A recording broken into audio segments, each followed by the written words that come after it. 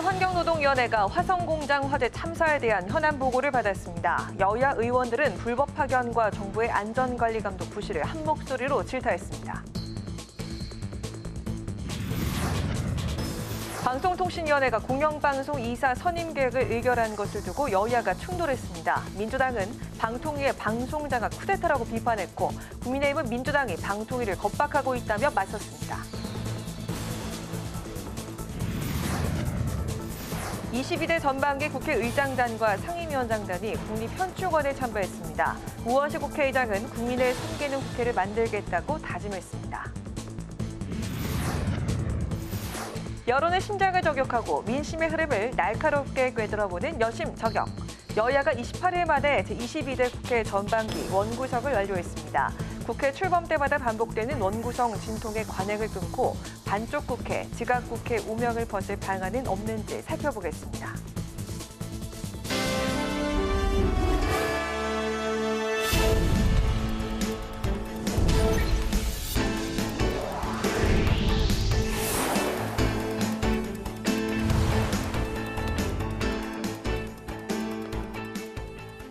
여러분 안녕하십니까? 6월 28일 금요일 국회 라이브 6 시작하겠습니다. 22대 국회 전반기 원 구성이 마무리된 가운데 국회의장단과 각 상임위원장들은 오늘 국립서울현충원을 찾아 참배했습니다. 22대 국회는 다음 주 운영위 회의와 대정부 질문을 시작으로 6월과 7월 임시국회 의사 일정에 본격 돌입합니다. 이소희 기자가 보도합니다. 22대 국회 전반기 국회의장단과 상임위원장들이 이른 오전부터 국립서울현충원을 찾았습니다. 우원식 국회의장과 주호영, 이하경 국회 부의장, 각 상임위원장들은 현충탑 앞에서 묵념하며 순국 선열에 참배했습니다. 우 의장은 방명록을 통해 호국 영령의 숭고한 헌신을 기억하고 그 뜻을 받들어 국민을 섬기는 국회를 만들겠다는 말을 남겼습니다.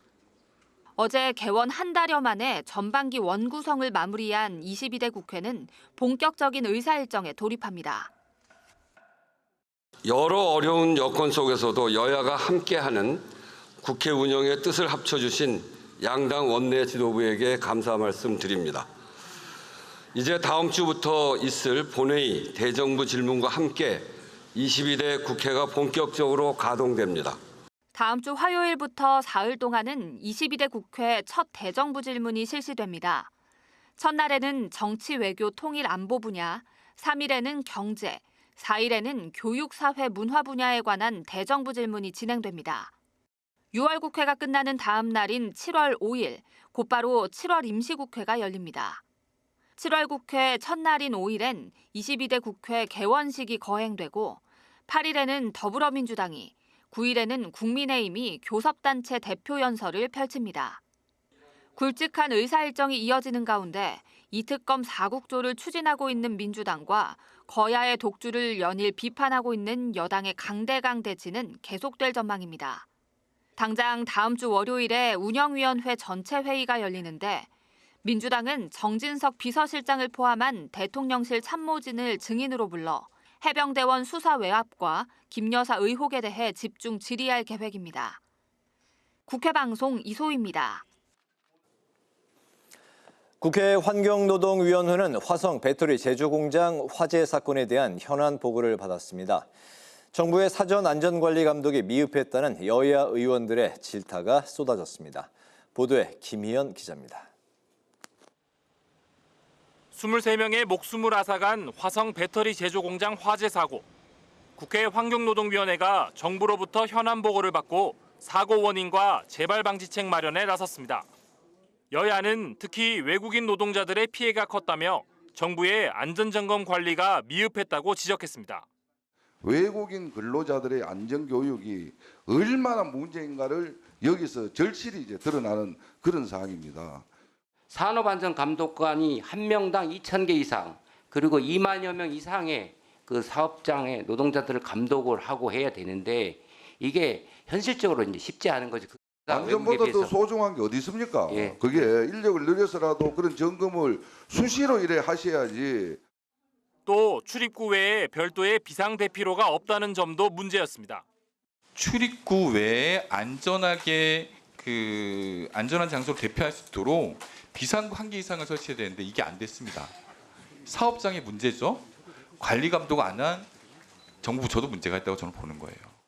여야 의원들은 재발 방지를 위해 5인 미만 사업장에 대한 전수조사와 함께 유해물질 대응 매뉴얼 세분화 등 종합적인 점검도 주문했습니다.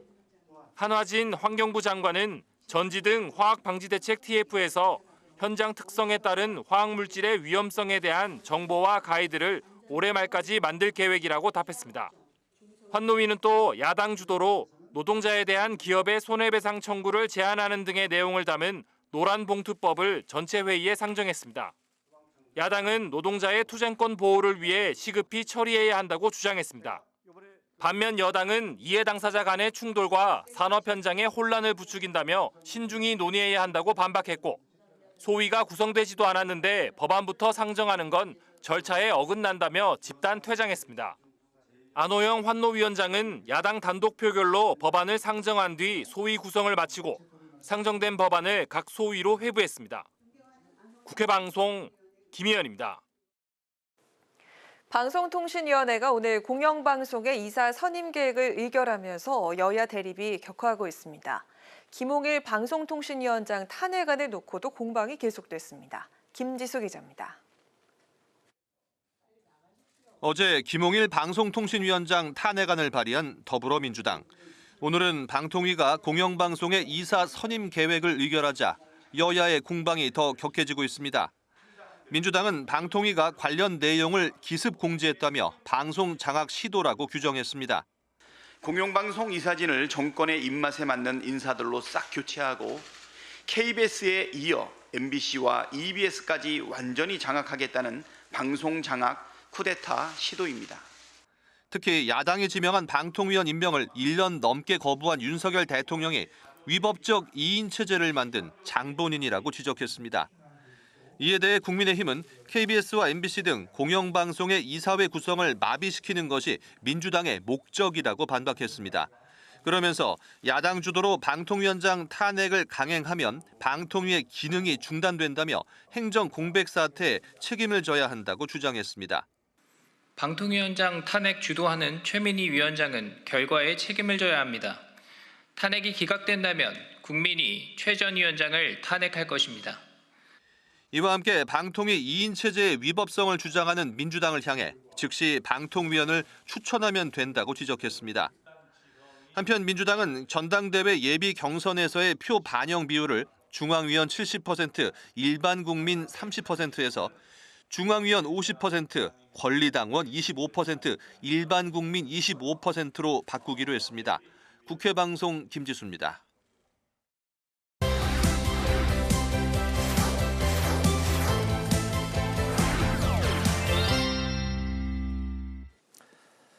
한 주간에 있었던 정치권 이슈를 정리해드리는 순서 주간 이슈픽 코너입니다. 장정현 기자 나와 있습니다. 장 기자 어서 오십시오. 안녕하세요. 네, 첫 번째 이슈픽 살펴볼까요? 28일 만에 완료. 네, 원구성 이야기입니다. 네. 지난 5월 30일 개원한 22대 국회 이 원구성 협상 과정에서 여야는 팽팽히 맞서 왔는데요. 하지만 네. 이 수싸움에서 밀린 국민의힘이 대승적 결단이라며 이 여당 몫으로 민주당이 남긴 상임위원장 자리를 수용하면서 22대 전반기 국회 원구성이 어제 최종 마무리됐습니다. 네, 22대 국회 원구성 협상 결국 171석의 거대 야당이 승리했다. 뭐 이런 이제 평가도 나오던데 어제 국회 본회의에서 최종 의결이 된 거죠? 그렇습니다. 22대 국회는 우원식 의장과 이하경, 주호영 부의장 이렇게 3명을 국회 의장단으로 그리고 여야 이견이 컸던 법사위와 운영위는 결국 야당이 차지하는 것으로 원구성을 완료했는데요. 이에 따라서 야당의 입법 속도전을 여당이 막기는 무척 어려워졌습니다. 이 여야 대치 전국이 22대 국회에서도 계속되게 된 건데요. 현재 야당이 위원장을 맡고 있는 상임위 곳곳에서 여당 의원들의 반대에도 이 쟁점 법안들이 통과되고 있고 현안을 주제로 한 입법 청문회도 진행되고 있습니다. 네, 국민의힘이 추가 협상을 포기하고 상임위로 이제 복귀한 그 배경도 들어볼까요? 네, 이 국민의힘은 원구성 협상 과정에서 전혀 이 요구사항을 관철시키지 못했는데요. 이 수적 우위를 앞세운 민주당이 워낙 강경한 입장을 보였고 우원식 의장은 시급한 민생을 이유로 이 협상 시한을 정해놓고 여야를 설득한 것도 배경으로 보입니다. 네. 여기에다 국민의힘 불참 속에 진행된 해병대원 특검법 입법 청문회가 원내 복귀에 결정타를 제공했다는 이야기도 들려오는데요. 국민의힘은 상임위에 불참하는 대신 이 특위를 가동해서 민생을 다루려고 했지만 이 정치적으로 민감한 사안을 놓고 야당이 단독으로 진행하는 입법 청문회를 지켜보며 이 장외 투쟁의 한계를 느꼈다는 겁니다. 국민의힘은 이 상임위 복귀로 국회를 정상화시키면서 민주당의 입법 청문회 등 야당이 단독으로 정한 의사 일정을 취소해달라고 요구했지만요. 민주당은 받아들이지 않았고 이후에도 의료계 비상 상황이나 노란봉투법 등을 다룬 청문회 등을 그대로 진행했는데 국민의힘은 거세게 항의하면서도 상임위에 참여하는 모습을 보였습니다. 이 국민의힘이 위원장을 맡은 상임위에도 여야 민감한 정치 현안들이 많은데요. 야당은 기재위와 정무위 등에서 이 정부 재정 문제나 김건희 여사 명품백 수수 의혹을 둘러싼 권익위 입장 등을 살펴보자는 입장이지만 국민의힘이 위원장을 맡고 있는 만큼 당분간 회의가 열리기는 쉽지 않아 보입니다. 그렇군요. 어쨌든 오늘 의장단과 상임위원장단이 서울국립현충원을 같이 이제 찾았으니까 앞으로 좀 협치를 좀 기대해 보겠습니다. 네. 두 번째 이슈픽도 살펴보겠습니다. 개헌 띄운 현장형 국회의장, 우원식 의장이군요. 네, 그렇습니다. 우원식 의장 이번 주 월요일 이 관훈클럽 초청 토론회를 가졌는데요. 네. 단독으로 이 1시간 넘게 토론회를 진행하면서 많은 이야기들이 나왔습니다. 네. 우 의장이 22대 국회가 직면한 상황 그리고 이제 우리 정치가 또 해결할 그런 과제로 개헌을 꺼내 들었다고요. 그렇습니다. 우 의장이 5년 단임제인 이 현 대통령 임기제도를 4년 중임제로 개헌하자면서 지금이 적기라고 강조했는데요. 우선 네. 우 의장 발언부터 들어보시겠습니다. 네. 여러 안도 나와 있습니다. 그래서 국회에서는 이번에 개헌특위 이거 원 구성이 되면 개헌특위를 바로 구성을 하고 정말 지금이 개헌의 적기 아니겠습니까? 지금 대통령 선거로 보면 다음 큰 선거가 3년 남아 있는데 1년은 대통령 선거 국면으로 들어가는 선거이기 때문에 제가 국회의장을 하는 이 시기 2년이 개헌을 하는 적기라고 생각합니다.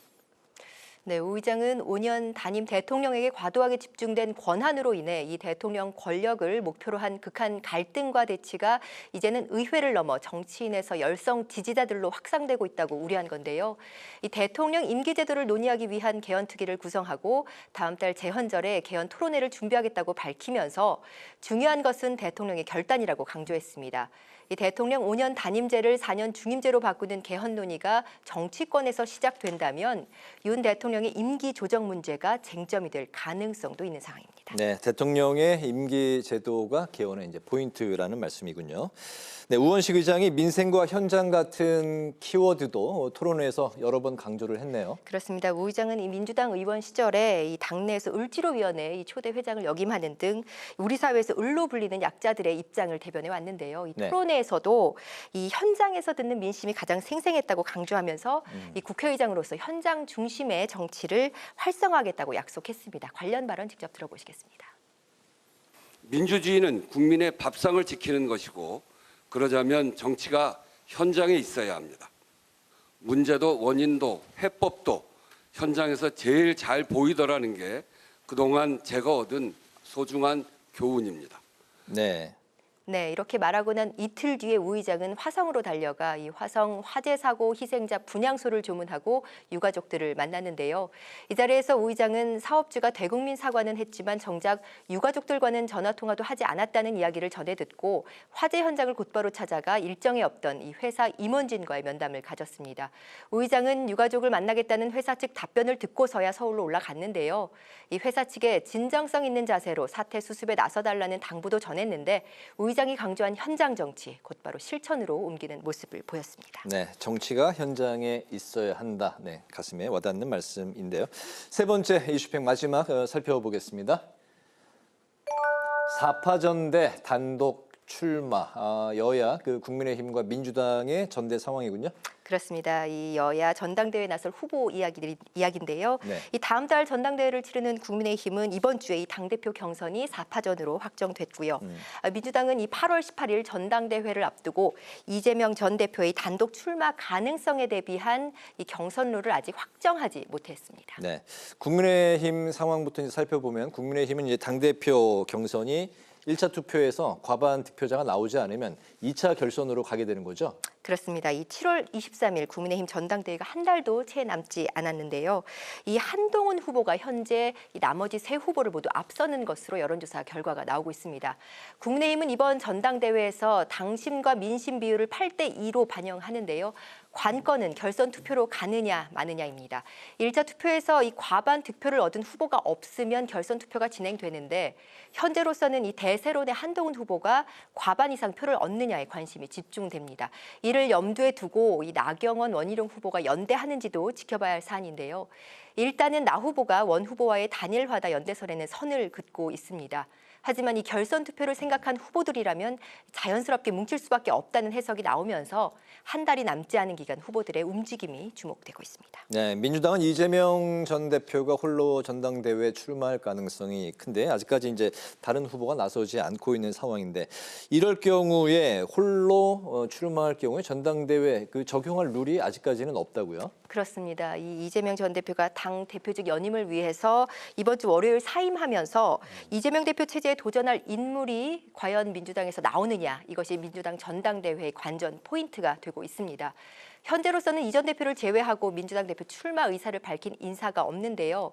이렇게 이 전 대표의 단독 출마가 기정사실화된다면 경선은 사실상 무의미해지는 상황입니다. 그래서 민주당 전준희가 이에 대비한 경선 룰 마련에 착수했지만 결론을 내지 못했습니다. 전준희는 당초 오늘 회의에서 이 단독 출마 시 찬반 투표를 진행할지 아니면 추대 형식을 취할지를 결정할 예정이었는데요. 이 한 명의 단독 입 후보를 예정하고 논의하는 것은 부담스럽다면서 이 당대표 후보 등록 현황을 지켜본 뒤 결정하기로 의견을 모았습니다. 다른 사람도 출마할 의향이 있을 수 있다는 건데요. 민주당 전준희는 후보 등록이 구체화된 시점, 정말로 이 전 대표가 단독 출마할 경우에는 이 경선 룰 논의를 다시 진행할 것으로 보입니다. 그렇군요. 주간 이슈팩 여기까지 듣겠습니다. 장정현 기자 수고하셨습니다. 고맙습니다.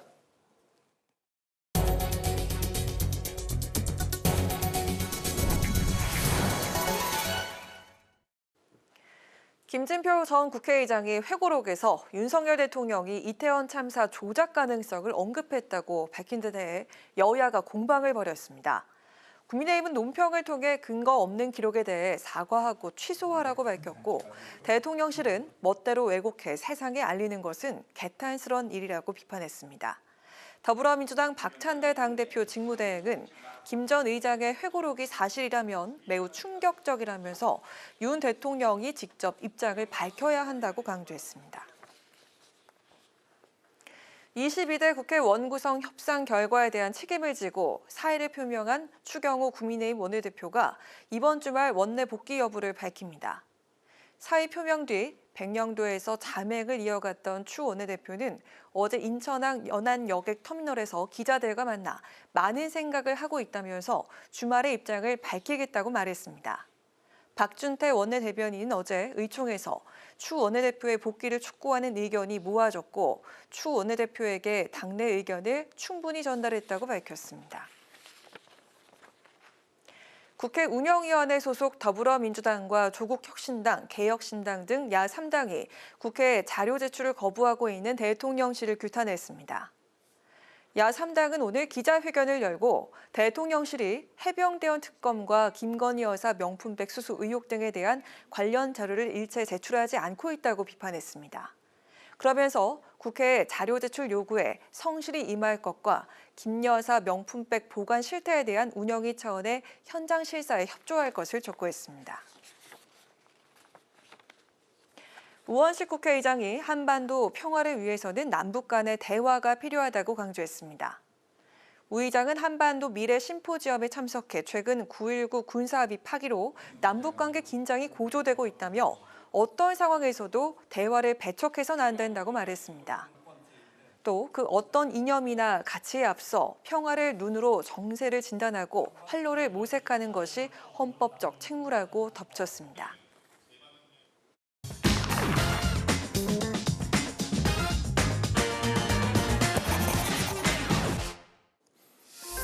신동진의 정치노트, 오늘의 키워드는 두 번째 탄핵입니다.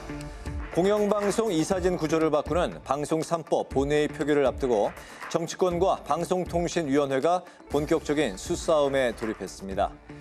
의원총회에서 김홍일 방송통신위원장에 대한 탄핵소추안을 당론으로 채택한 민주당이 개혁신당을 제외한 야4당과 탄핵안을 공동 발의했는데요.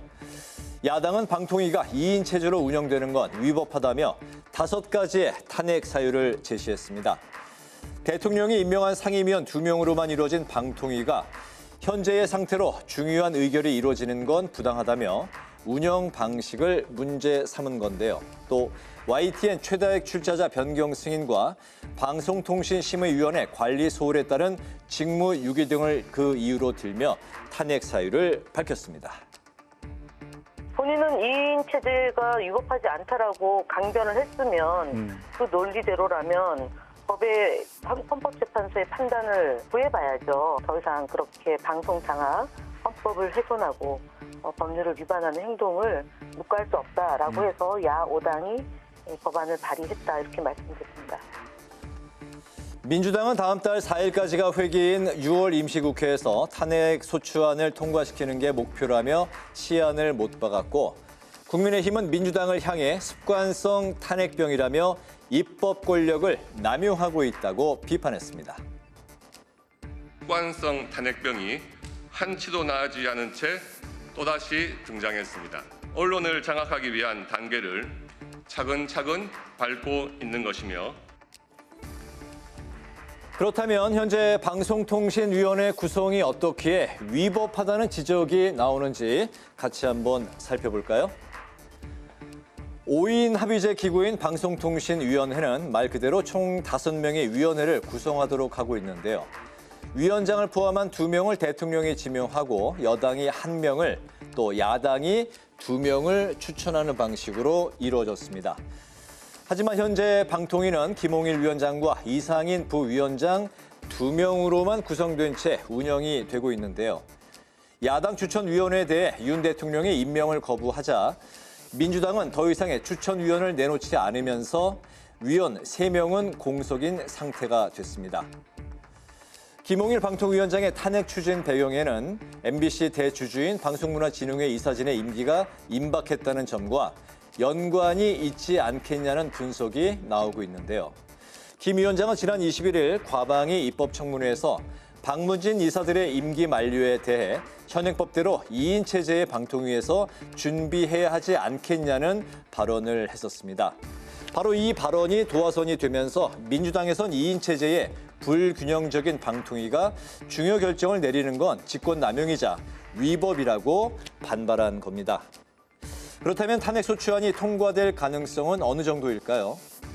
국회법상 탄핵소추안이 발의되면 첫 본회의에 보고된 후 24시간 이후부터 72시간 이내에 무기명 투표로 표결해야 하는데요. 장관급에 해당하는 방통위원장의 탄핵안은 재적의원 과반 찬성으로 통과가 되는 만큼 민주당이 단독으로 처리할 수 있는 상황에 놓이게 됐습니다. 탄핵안이 통과될 경우 방통위원장은 직무가 정지되고 이상인 부위원장 1인만 의결권을 가지게 되는데요. 안건 의결 조건인 과반 찬성을 충족시키는 게 불가능하기 때문에 박문진 이사 교체는 의결할 수 없게 되는 거죠. 현재 2인 체제의 방통위는 위법하다며 탄핵의 타당성을 주장하는 민주당. 이런 민주당을 향해 국민의힘은 오는 8월에 임기가 끝나는 방송문화진흥회 이사진의 교체를 지연시키려는 꼼수 아니냐며 비판의 목소리를 높이고 있습니다. 입법부가 정당한 권리 행사를 하는 거고요. 공영방송의 공립성과 공정성을 수호해야 할 책무가 있는 방통위원장이 이것을 저버리고 있고 방통위의 2인 체제로 운영하는 것 자체가 위법적인 거 아니겠어요? 위법한 사항에 대해서 경고하고 책임을 묻겠다는 의미를 갖고 있는 겁니다. 그러니까 2인 체제로 운영했다는 것이 법률 위반이라고 주장하는데 그게 법적 근거가 전혀 맞질 않습니다. 그리고 지금 야당에서 야당 몫을 추천해야 되는데 추천을 하질 않고 있어요. MBC 대주주인 박문진 임기가 끝나기 때문에 8월에 새로 구성을 하게 되거든요. 그 절차를 막겠다는 게 지금 저희들은 민주당의 속셈이다 이렇게 보고 있습니다.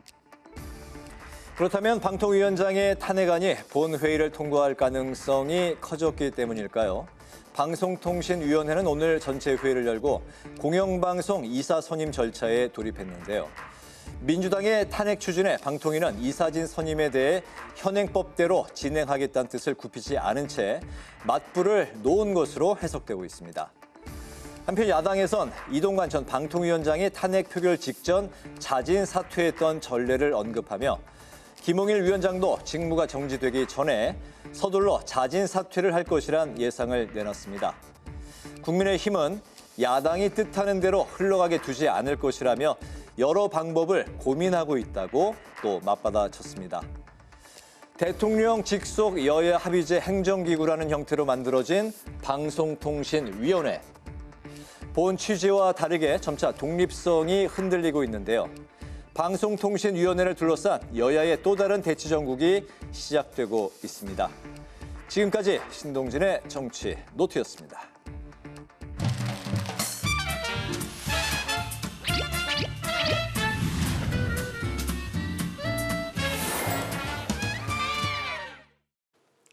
네, 정치권 이슈와 정책 분석을 통해서 여론의 심장을 저격하고 민심의 흐름을 날카롭게 꿰뚫어봅니다. 여심 저격, 장윤미 민주당 법률위 부위원장, 전지현 전 대통령실 행정관 두 분 모셨습니다. 반갑습니다. 어서 안녕하세요. 오세요.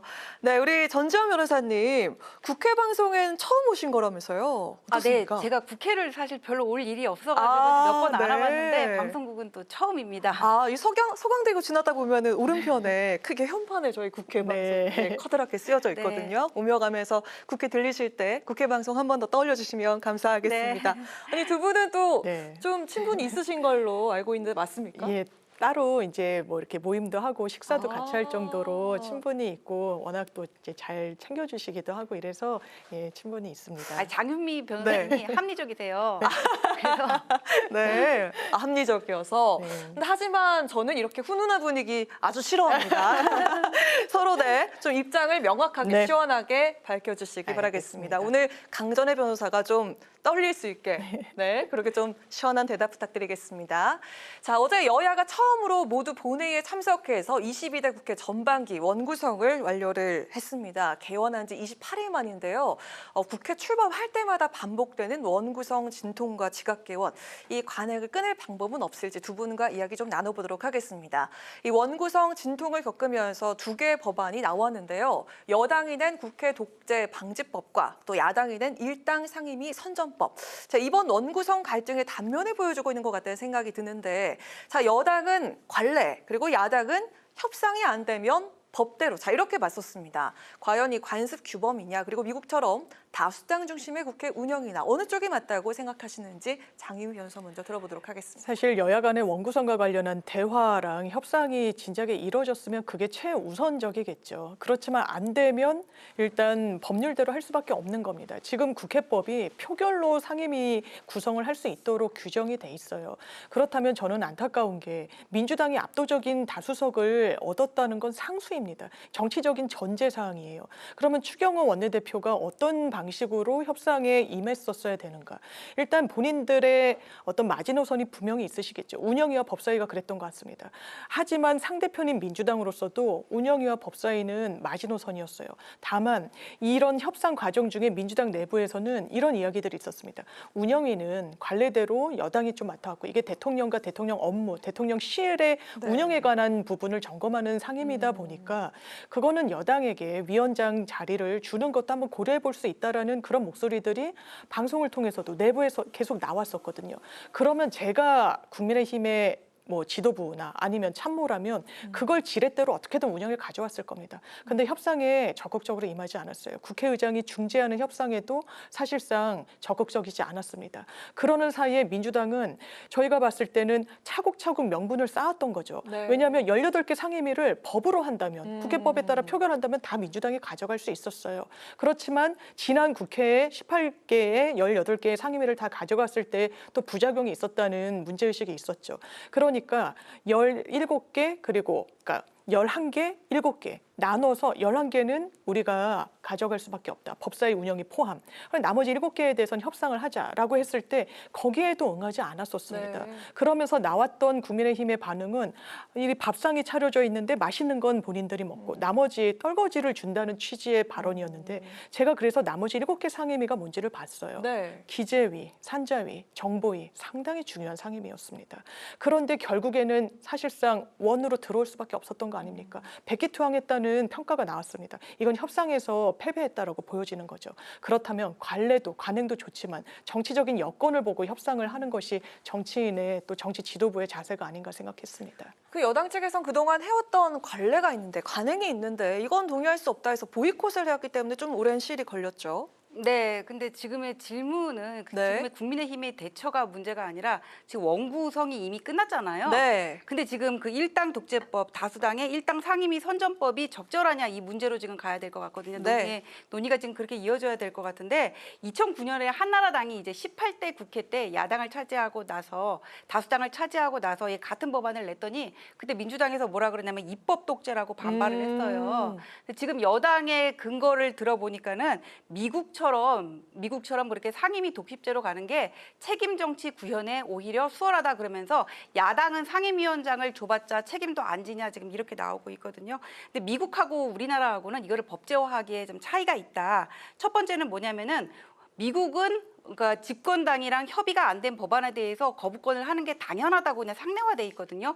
근데 우리나라는 지금 윤석열 대통령의 그 거부권 행사 카운팅하면서 지금 거기에 대해서 비판하고 있잖아요. 그다음에 또 하나가 뭐냐면은 미국은 우리나라처럼 그렇게 협의가 없는 직권 상정이 상례화돼 있지가 않단 말이에요. 또 그런 문제도 있고 또 하나는 뭐냐면은 미국 같은 경우에는 대통령제이긴 하지만 양원제로 돼 있어서 상원과 하원이 서로 견제 기능을 가질 수가 있거든요.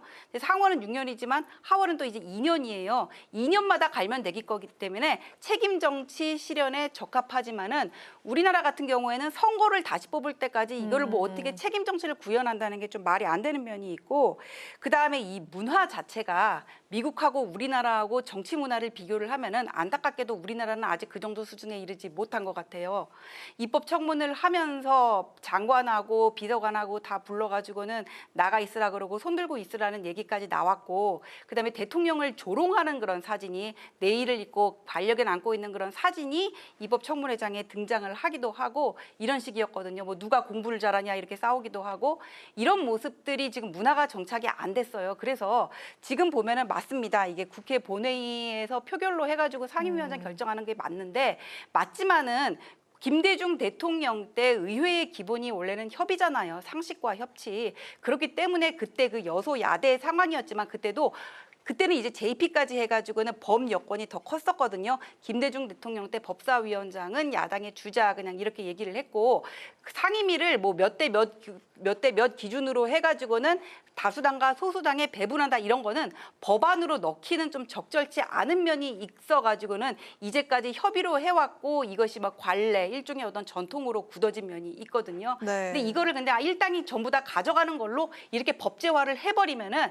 다음에 합의를 잘할 수 있는 아예 통로까지 다 막아버리고는 우리나라랑 어떤 미국이나 그 내각 책임제 유럽이랑 문화나 어떤 제도 자체가 다른데도 걸맞지 않은 옷을 입는 꼴이 된단 말이에요. 네. 그렇기 때문에 이거를 법제화하겠다는 거에는 저는 반대합니다. 네, 뭔가 국회법 개정 대결인 것처럼 그런 양상이 되어가고 있는 그런 것 같은데 자, 이게 결국 여야가 법과 관행을 무원칙적으로 그때그때 좀 다르게 가지고 오는 게 아니냐, 선택적인 거 아니냐 이런 얘기가 있거든요. 맞습니다. 그런 부분이 있죠. 왜냐하면 21대 국회에서도 이 민주당이 압승을 거뒀었기 때문에 그때도 상임위 배분과 관련해서 민주당이 18개를 다 가져오고 그때는 또 주호영 원내대표가 이런 사찰 등으로 본인이 책임을 지겠다라고 해서 물러나겠다고 했다가 또 재신임을 받기도 했고 굉장히 풍경이 겹쳐 보이는 부분들이 있는 거죠. 그렇다면 이 부분과 관련해서 법안으로 어떻게든 제도화하는 것도 고민해봐야 되지 않을까라고 해서 국민의힘에서는 오히려 그럼 법사위원장은 일단 국회의장을 배출한 정당이 아닌 곳에서 국회의장은 다수당에서 배출하다 보니까 지금의 위치에서는 국민의힘이 되는 겁니다. 2당. 그러면 거기서 법사위원장을 가져가자. 운영위는 그렇다면 대통령이 당적을 가진 당 내지는 당적을 가졌던, 왜냐하면 대통령의 탈당 가능성도 염두에 둬야 되니까요. 그런 당이 가져가도록 하자라고 법안을 냈습니다. 이른바 이 독점을 견제하기 위한 법안을 내놓고 오히려 민주당은 지금은 다수석이기 때문에 다수석 의석수에 따라서 그 비율대로 이 다수 의석을 가진 정당이 원하는 곳을 갖는 방향으로 법안을 내자. 완전히 상충하는 거죠. 그런데 이 여야와 관련해서 의석수 배분이 달라지면 또 서로 완전히 다른 주장을 할 거란 말이에요. 지금까지의 역사가 또 그래왔고. 그렇다면 이것을 제도로 법으로만 규정하는 것이 과연 정답일 것인가. 계속 말씀드리지만 협치, 대화, 협의가 국회의 가장 큰 미덕이고 관행으로 협력됐던 부분들을 같이 관철하는 것도 이제는 너무 강대강으로 치다를 게 아니라 이걸 좀 잘 굳건히 좀 협의에도 좀 녹여내야 되지 않을까라는 생각이 강하게 듭니다. 뭔가 현실적으로 좀 어떤 보완책이 필요할지 좀 이야기를 들어볼까요? 현실적인 보완책이 지금 제도로 만들어가지고 하면 말씀하신 대로 네. 법사위는 야당이 가져가고 법사위는 소수당이 가져가고 의장은 어떻게 하자 그러면 당연히 반대를 할 거란 말이에요. 네. 그러면은 이게 뭐 법사위의 기능을 뭐 어떻게 나눈다든지 나중에 그 얘기는 할 거지만은 할 거라든지 뭔가 이렇게 차선책을 내야지 지금의 어떤 그 상임위의 권한과 그 배분을 가지고는 법사위는 누가 가져가고 국회의장은 누가 가져가고 이런 식이면은 전혀 타결이 안 될 것 같고 나중에 다수당 소수당이 달라지고 여야가 달라지면 또 같은 얘기를 이제 사람만 바뀌어서 얘기를 할 것 같거든요. 그래서 저는 이거는 법으로 규정하기 어려운 면이 있기 때문에 이제까지 협치를 해왔던 거거든요. 그렇죠. 그래서 그 협치를 어떻게 할 건고 정치적인 문화를 어떻게 만들어야 될 건지를 고민을 해야 되는데 지금의 정치는 사실 삼김 시대보다 저는 후퇴를 했다고 생각을 해요. 후퇴를 한 상황이다. 후퇴를 한 상황이다. 이게 막 팬덤 정치가 상대화되고 어쩌면 뭐 댓글이라든지 공격, 나와 다른 생각을 가진 사람들에 대한 공격이 일상화돼 있기 때문에 눈치를 보고 표결을 하고 지금 그런 것들 때문에 어떤 국회 내에서의 어떤 협치가 저는 실종이 돼 있다고 생각을 하거든요. 그래서 보완책은 지금의 이던 여당이랑 야당이 낸 안을 가지고 뭔가 이거를 통과시키기에는 무리가 있기 때문에 이 안에서 절충점을 찾을 수가 없으면은 다음에는 좀 더 잘 협의를 하란 얘기밖에는 할 수가 없어요. 결국 협치라는 단어가 두 분 입에서 나온 그런 상황인데 지금까지 국회법 시한이 준수가 된 게 얼마나 있나 찾아보니까 단 한 번뿐이더라고요. 계속해서 이렇게 좀 지연이 됐다라고 이렇게 기록이 돼 있는데 그 김진표 전 국회의장은 법사위를 법제위와 사법위로 좀 분리하는 법안을 내기도 했습니다. 좀 이에 대해서 좀 어떻게 생각해 보셨을까요? 저는 상당히 고개가 끄덕여지는 법안이라는 생각이 드는데요. 이제 오랫동안 정치를 했던 정치인들의 이야기를 들어보면 불과 얼마 전까지만 해도 법사위가 이런 풍경이 아니었다는 거예요. 왜냐하면 법사위는 본인들이 이 피감 기관을 별도로 갖고 있습니다. 뭐 법원이나 검찰 여러 부분을 들여다봐야 되는 그런 업무가 있는데 이건 한 축이고 또 하나는 각 상임위에서 올라오는 법안에 대해서 자구 심사. 그러니까 이게 뭐 이를테면 오타는 없는지 문제가 되는 어떤 표현은 없는지 그리고 법 체계 심사를 하게 돼 있거든요. 그러면 그거를 예전에는 그렇게 뭐 발목 잡기 형식으로 본회의에 올라가는데 하나의 상원 의원처럼 기능하지는 않았었다는 거예요. 그런데 지금은 그것을 여야 할 것 없이 번갈아 가면서 발목 잡기 용으로 어떻게 보면 악용을 하고 있는 부분이 있는 겁니다. 그렇기 때문에 더더군다나 여야 할 것 없이 법사위는 반드시 우리가 가져와야 된다라는 이야기를 하는 거예요. 본인들이 원하고 본인들이 공약했던 법안을 통과시키기 위해서는 법사위는 완전 필수 요건처럼 돼 있는 거거든요.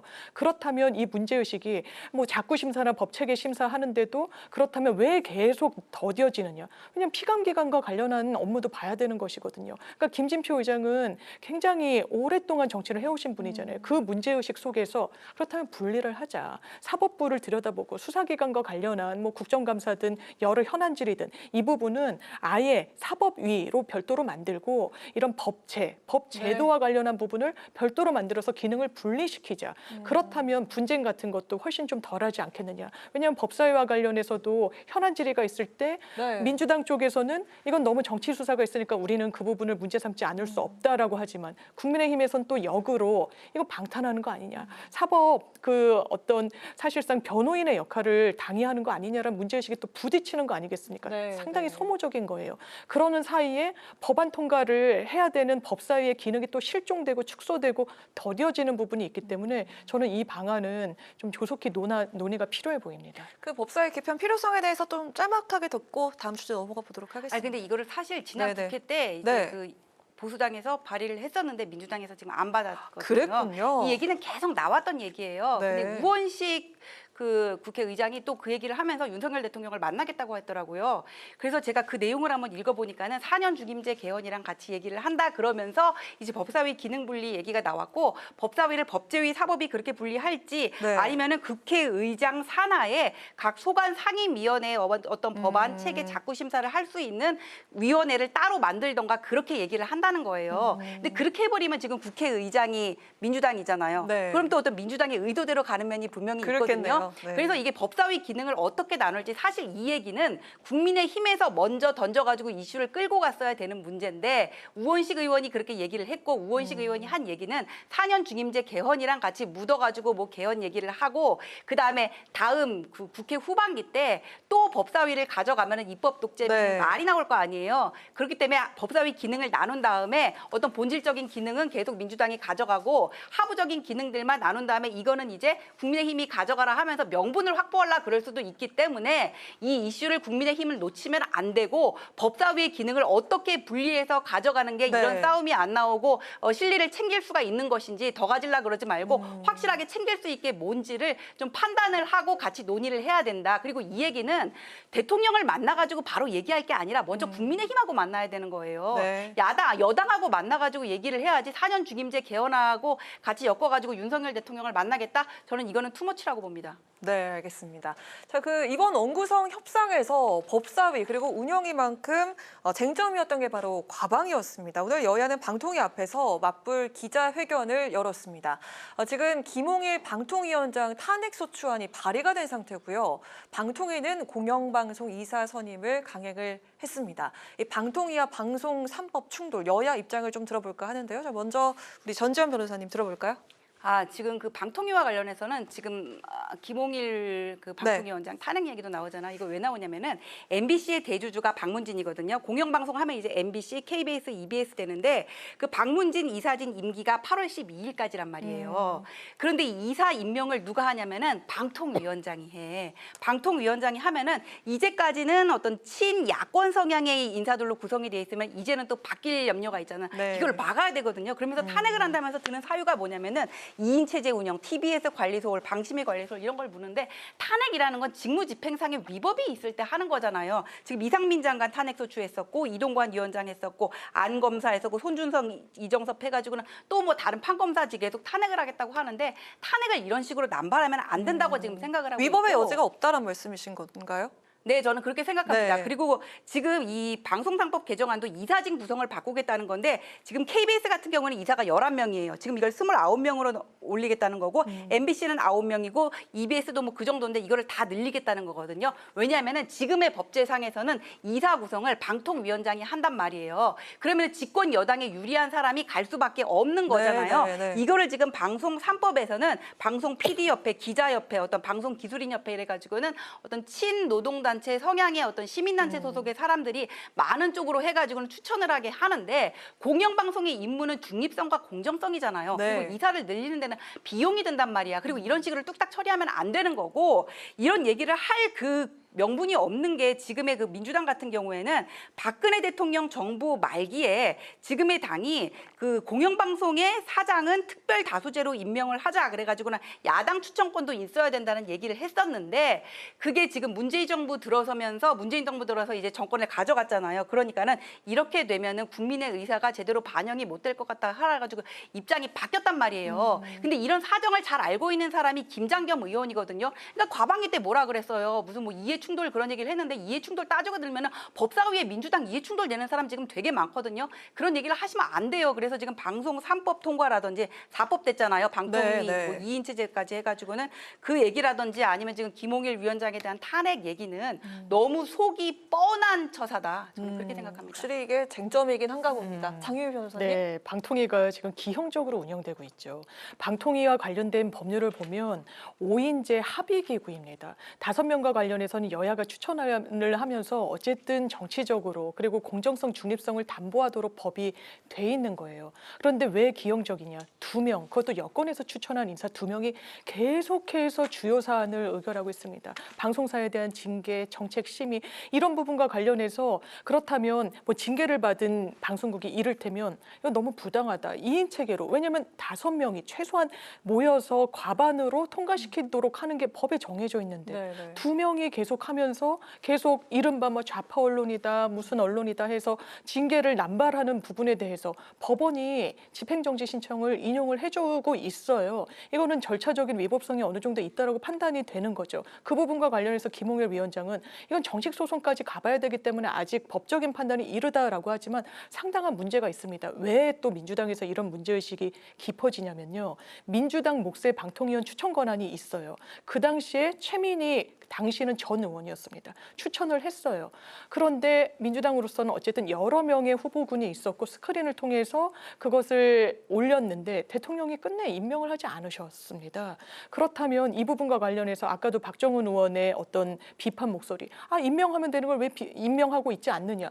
아니 저희가 추천을 하더라도 대통령께서 임명을 하지 않아서 공석으로 두는 그런 장기화된, 그래서 민주당 쪽에서 추천한 인원은 아예 논의에서 배제가 되는 그런 국면이 구조적으로 펼쳐졌기 때문에 대단히 어떻게 보면 언론을 장악하려는 어떤 의도와 시도가 있는 거 아니냐라는 문제의식을 강하게 갖고 있고요. 방송법과 관련해서는 그렇습니다.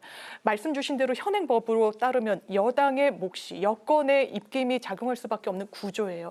문재인 정부에서 못했다면 그건 좀 반성적인 성찰이 필요하다고 생각합니다. 그렇다면 어떤 대안을 모색해야 될 것인가. 학계, 노동계 그리고 여러 직능단체에서 추천을 해서 많은 사람들이 그 이사진으로 들어가도록 하는 게 맞지 않겠느냐는 그 방향성을 민주당이 제시한 거고 법안에 녹여낸 겁니다. 그런데 국민의힘의 입장을 보면 완전히 좌파 일색이다. 진보 진영 일색이다라고 하는데 신장식 의원이 그런 이야기를 하더라고요. 본인이 너무 오른쪽에 치우쳐 있을 때 왼쪽만 보면 다 좌파라는 겁니다. 이를테면 그런 의식으로 방송계도 보는 것이 아닌가. 방송법과 관련해서도 대통령께서 또 거부권을 행사하실 것으로 보이는데 네. 그럼 악순환은 계속될 것 같습니다. 그 방통위 개의 요건은 5인 합의제가 맞는데요. 그 개의 요건이 몇 명 이상이어야 된다는 건 규정이 없어요. 네. 그래서 그 주진우 의원이 그 부분을 지적을 했는데 권익이라든지 인권의 다른 위원회도 개의 요건은 규정이 없다는 거거든요.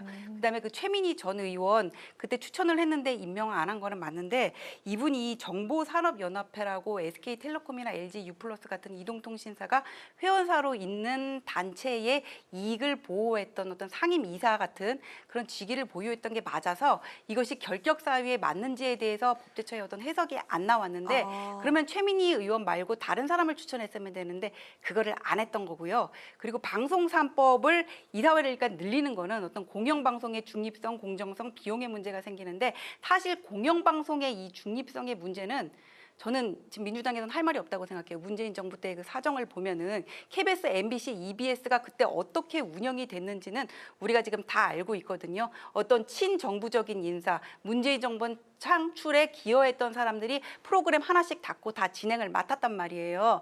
근데 그러면은 이걸 바꾸는 데는 동의를 한단 말이에요. 근데 지금 추가하겠다는 단체들이 특정 노동단체가 다 장악하고 있는 데란 말이에요. 학계 그런 데서 공정하게 추천하는 거 맞단 말이에요. 그럼 어떻게 하는 게 공정이 될 것인지를 여야가 좀 합의를 해서 해야지 지금 야당에서 추천한 것처럼 이런 식으로 해가지고 27명까지 넘기자는 거는 늘리자는 거는 도저히 받을 수가 없습니다. 네, 저희가 질문이 많이 남아있는 시간이 별로 없어서 혹시 반박하실 거면 짧게 들어보고 넘어갈까요? 일단 그 최민희 의원도 보도했던 건 맞는데요. 나중에 또 이 국면이 풀리니까 그 당시 이동관 위원장이 다른 인사를 같이 또 넣을 수 있다라고 했던 바가 있어서 이거는 좀 구실에 불과했던 게 아닌가라는 게 민주당의 인식인 것 같습니다. 네, 좋습니다. 여야 입장 들어봤고요. 자, 김진표 전 국회의장 회고록도 파문을 일으키고 있습니다. 대통령실은 윤 대통령의 그 이태원 참사 음모론 발언이 멋대로 왜곡이라고 반박을 했는데 박홍근 의원 그때 당시 그 민주당 원내대표였습니다. 당시 메모를 공개하면서 진실 공방이 확산되고 있습니다. 윤 대통령의 이태원 참사 음모론 발언 의혹에 대해서 두 분의 생각 들어보도록 하겠습니다. 먼저 들어볼까요? 근데 이게 지금 독대를 하는 자리에서 나왔다는 얘기잖아요. 그렇기 때문에 검증할 수 있는 방법이 없어요. 그러면 이게 얼마나 믿을 수 있는지를 생각을 해봐야 되는 거거든요.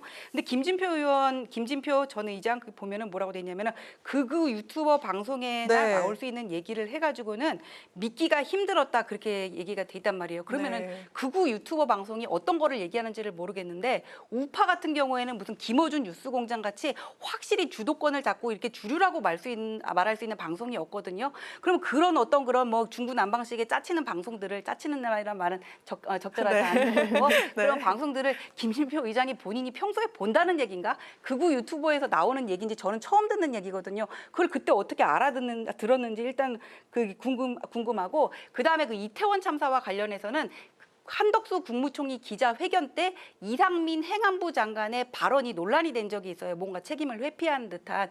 그래가지고 어떤 뭐 탄핵 소추까지 당하셨는데 근데 그 이후로 대통령실에서 사실 이 문제의 말 한마디 어떤 정무적인 말 한마디에 되게 민감했었거든요. 그런데 그때 그것도 민주당의 국회의장 앞에서 대통령이 그런 얘기를 했다? 이거는 대통령이 피하 식별도 못하는 바보도 아니고 좀 믿기가 어려운 면이 있고 또 그다음에 이게 나오는 게 바로 이제 반복할 수 있는 게 청담동 술자리라든지 김만배 신앙님 보도 사건이거든요. 김만배 신앙님 같은 경우에 인터뷰한 날짜가 21년 9월 10일인데 10월 16일 날 보도를 한 거는 대선 3일 전이거든요. 근데 바로 그 다음 달에 이재명 대표가 뭐라 그랬냐면 윤석열 대통령은 부산저축은행에 대해서 왜 수사를 안 했냐고 얘기를 하고 그다음에 윤석열 그 대통령은 왜 그 조우영까지 조우영한테 커피를 타줬냐는 얘기를 2월 달에 했고 보도는 그 다음에 됐단 말이에요. 이게 그거를 뭔가 야당이랑 그때 조율이 됐었냐 이상하게 느껴지는 부분이거든요. 이런 일도 있었는데 김만배 신앙님 그거 오보라는 거 나왔고 그 사람들 지금 구속까지 된 거잖아요. 그다음에 청담동 술자리 얘기 나왔는데 이건 굳이 제가 설명 안 해도 다 아시는 얘기인데 이거를 민주당 김의겸 의원이 법사위에서 첼리스트가 거짓말이 네. 난 거짓말한 거라고 법원 가서 인정을 했는데 전 남친한테 한 음성 파일을 또 공개를 했단 말이에요. 이런 식이니까는 김진표 그 전 의장의 회고록도 이게 무슨 양치기한테 당한 적이 워낙에 많다 보니까는 이거를 얼마나 믿어야 될지를 모르겠다는 거예요. 그런 엄청난 얘기를 과연 대통령이 정말 그렇게 했을까? 네, 알겠습니다. 저는 했다고 보여집니다. 왜냐하면 국회의장이 가공해서 이야기할 동인이 없어요. 본인이 국회의장에서 내려왔는데도 불구하고. 내려왔으니까 하는 거 아닐까요? 회고록에서 굳이 거짓을 본인의 정치 인생을 정리하면서 대통령의 그것도 독대 자리에서 나온 내용을 가공한다? 상상하기 어렵습니다. 그리고 더 상상하기 어려운 건 이게 대통령이 했다는 발언의 내용이에요. 이렇게 이야기했다는 겁니다. 상당히 구체적이에요. 이태원은 동남아 식당 몇몇 곳 아주 작은 식당밖에 없는데 이렇게 인파가 모일 리가 없는데 2, 3일 전부터 좌파 언론이 사람들을 종용했다라는 거예요. 그러면서 사람들을 모이게 했다. 좌파 언론은 MBC, KBS, JTBC를 지칭을 했었습니다. 그리고 아주 간곡하게 의장이 이 정도 사안이면 행안부 장관을 경질해야 된다라고 건의를 했다라는 거예요. 그때 대통령의 육성이 이게 일부 세력에 의해서 우발적인 사고가 아니라 특정 세력에 의한 범죄 가능성이 있는 사안이라고 했다는 겁니다. 159명의 청년이 대한민국 한복판에서 사망했어요. 그 이후에 대통령의 태도 상당히 의구심이 많이 들었죠. 책상을 탁탁 치면서 법대로 하면 된다라고 경찰을 질책했으니까요. 국민들이 원하던 방식 아니었습니다. 그런데 대통령의 인식이 이랬기 때문에 이런 어떤 발언과 태도가 나왔던 게 아닌가. 오늘 이준석 대표는 충분히 그럴 만한 분이라고 평가하기도 했습니다. 그 이준석 네, 대표 같은 짧게 경우에는 들어보겠습니다. 네. 윤석열 정권의 탄핵을 그냥 서슴없이 얘기를 하는 사람이니까는 그 사람이 얘기하는 거에 대해서 그렇게 큰 가치를 저는 두지는 않을 것이고 우리가 다 상상할 수 없는 얘기잖아요. 상상할 수 없는 얘기를 대통령이 민주당 의원 앞에서 했다. 그것조차 상상할 수 없는 거잖아요. 김진표 의원이 여러 무슨 모자이크식으로 이렇게 들은 거 이렇게 되는 거 누가 이렇게 한 거를 짜집게 해가지고 이렇게 얘기할 수도 사실 있는 가능성을 배제할 수가 없는데 독대를 했다면서 그런 네. 얘기를 했다고 하니까 그리고 지금 국회의장이 아니고 이미 은퇴를 하신 분이니까는 이제는 더 무슨 얘기를 하더라도 그런 책임에서 자유로울 수 있는 거거든요. 네, 그 부분을 마무리하겠습니다. 생각을 해야 될 것 같습니다. 네, 지금 저희가 시간이 다 됐는데 제가 너무 궁금해서 두 분께 현재 그 전대 상황에 대해서 짧게 조금 들어볼까 하는데요. 지금 특히 여당 같은 경우는 당권자 4명이 있고 지금 다 영남을 방문을 하면서 도로 영남당 되는 거 아니냐 이런 얘기가 있거든요. 여기에 대해서 좀 어떻게 생각하시는지 영남을 짧게 방문했다고 들어보겠습니다. 해가지고는 도로 영남당이 되느냐 이건 네. 지나치다고 저는 생각을 하고요. 그 책임 당원이 가장 많은 곳이 영남이에요. 그러면은 당원표 비중이 80%인데 그러면 당연히 유권자가 많은 데 가는 게 맞잖아요. 네. 그럼 영남부터 가는 게 저는 그거를 가지고 무슨 도로 영남당이고 뭐 그렇게 비판을 하는 거는 맞지 않다고 저는 보고요. 영남 갔으니까 이제 아마 호남도 갈 거예요. 아, 호남도 갈 것이다. 예, 호남도 갈 거고 네. 다만 이 전당대회가 지금 상당히 언론에서 주목을 받고 있는 거는 네. 대선 주자급 인사들이 많이 나왔기 때문에 그런 것 같거든요. 이게 그냥 누구 한 사람만 나와가지고는 그냥 순리대로 가는 그런 야당의 사정보다 이거 확실히 이게 좀 흥행성은 있다고 보고 그리고 지금 여기서 최상병 특검 얘기 나와가지고 네, 짧게 여기에 들어볼게요. 대해서 찬반 논란이 있고 그 다음에 이제 핵무장론 나왔거든요.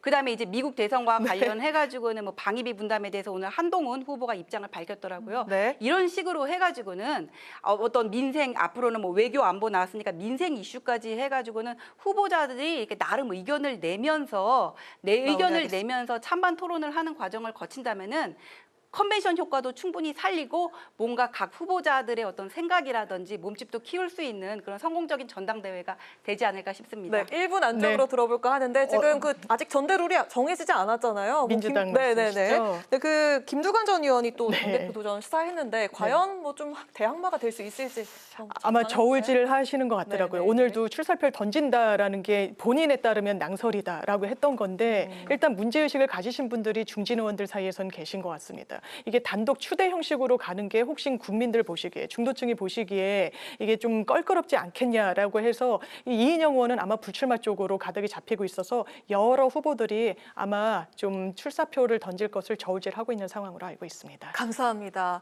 오늘 그 방송 지금 보고 계신 강전혜 변호사가 상당히 좀 불안해하실 것 같다라는 그런 생각이 듭니다. 자, 오늘 두 분 말씀 너무 잘 들었습니다. 지금까지 장윤미 민주당 법률위 부위원장, 전지현 전 대통령실 행정관과 함께한 여심저격 시간이었습니다. 두 분 고맙습니다. 감사합니다. 네, 오늘 국회 라이브 6 여기까지입니다. 시청해주신 여러분 고맙습니다. 편안한 주말 보내십시오.